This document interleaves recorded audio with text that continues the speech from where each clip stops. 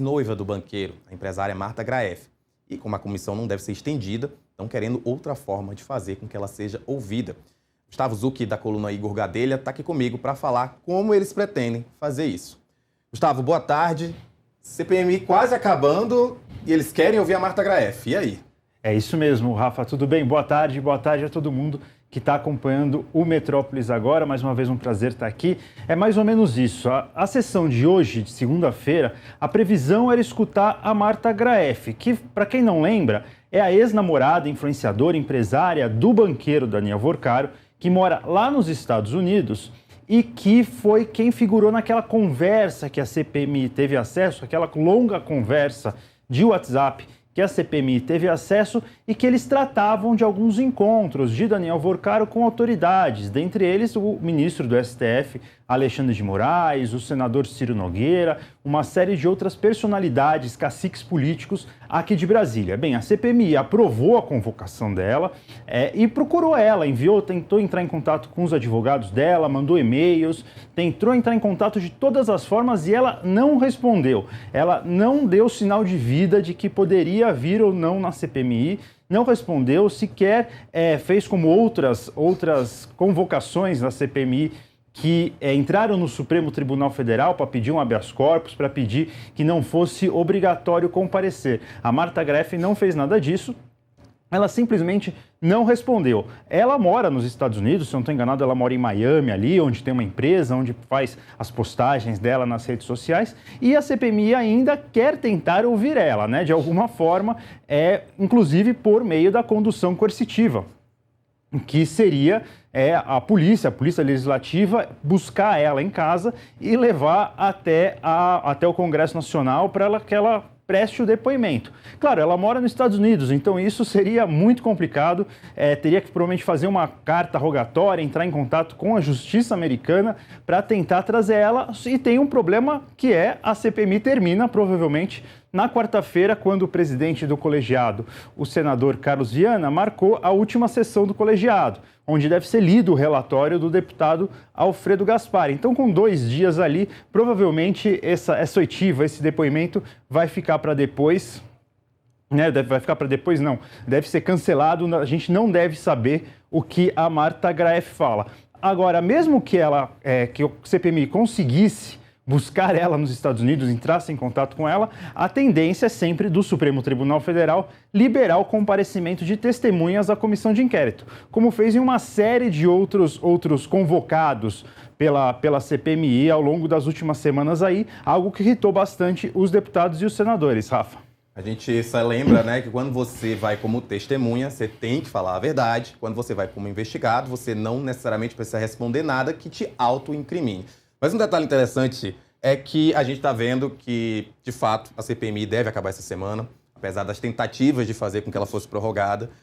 A Davi Alcolumbre, presidente do Congresso Nacional, não está nada feliz com esses vazamentos. Isso tem a ver também com a Marta Graeff. Então, a expectativa ela só existe na cabeça da cúpula da CPMI, porque, de fato, é quase impossível de que ela fale alguma coisa, né? Eu acho que são duas coisas diferentes. Uma coisa é o que a cúpula da CPMI faz publicamente, até como uma maneira de se reforçar a intenção de que as CPMIs tenham um controle, realmente mantenham o papel de investigação. Outra coisa é o que a cúpula da CPMI conversa ali nos bastidores, o que a gente apura com interlocutores do senador Carlos Viana, com interlocutores do deputado Alfredo Gaspar, em que eles são muito claros de que realmente, assim, olha, do jeito que a CPMI foi conduzida, essa relação da CPMI com o Supremo Tribunal Federal, as decisões reiteradas de ministros do Supremo Tribunal Federal, não apenas sobre a CPMI do INSS, mas também sobre a CPI do crime organizado, que também tem tentado tatear a investigação do caso Master. Todas essas decisões mostram que realmente não tem como aprofundar mais as investigações, tanto da CPMI do INSS quanto a CPI do crime organizado e que o ideal, o mundo ideal, seria a instalação de uma comissão de inquérito especificamente sobre o caso Master, algo que, conversando ali com os interlocutores do Davi Alcolumbre, com caciques do Centrão, parece que isso não vai acontecer, que não tem a menor chance de acontecer, que ninguém quer uma investigação dessas tocada pelo Congresso Nacional, especialmente em ano eleitoral, em que você não sabe onde vai terminar essa investigação, até a quem que a investigação pode pegar, quem que a investigação pode alcançar. Então, nos bastidores ali, todo mundo sabe, olha, a gente tem que reforçar as ações, a gente tem que tentar ali traçar uma linha no chão, falar assim, olha, a gente vai reagir, a gente vai recorrer, a gente vai tentar, de toda forma, manter esse poder de investigação das comissões de inquérito. Mas, pessoalmente, nos bastidores ali, todo mundo sabe que isso realmente não deve avançar, que tanto a CPMI, né, que está na mão do Davi Alcolumbre, que o Davi poderia ler o pedido de prorrogação a qualquer momento, como já foi feita com outras CPIs, como outras CPMIs, como foi a CPI da Covid, como foi a CPMI do 8 de janeiro.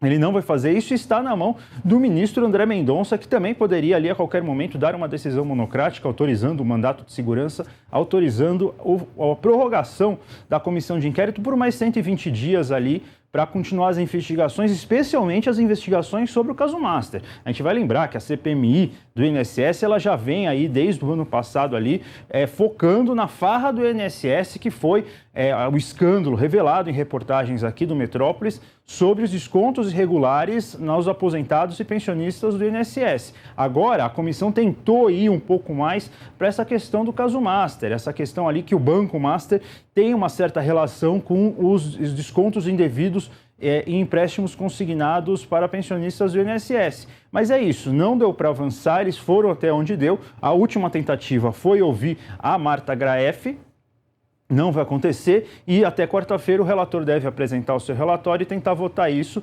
claro, também lembrando, a CPMI tem uma maioria governista e a gente contou na coluna lá que o vice-líder do governo Lula no Congresso, o deputado Paulo Pimenta, já está preparando inclusive um relatório paralelo ali, um relatório alternativo para ver quem que ganha essa queda de braço na última sessão da CPMI.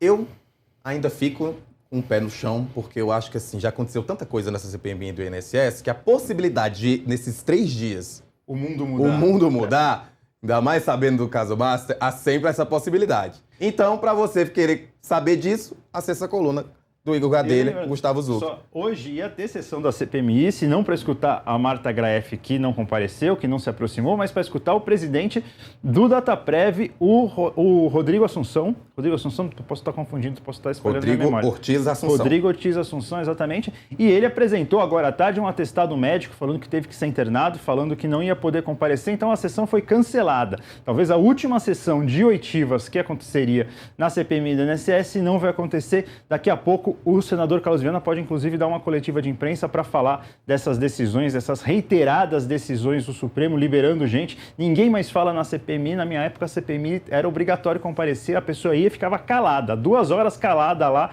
apenas escutando as perguntas, sendo defenestrada por deputados e senadores. Hoje em dia nem isso, hoje em dia é tudo facultativo, ninguém precisa comparecer. Eu tive um momento de felicidade durante a pandemia, que foi assistir a CPI da Covid, porque era o que eu assistia, a gente cobria aqui o dia inteiro. Era o único momento divertido do dia, porque a tristeza era toda, né? Era a CPI da Covid de dia e as lives de músicos à noite. Exatamente.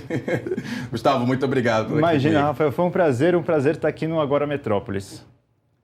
Olha, você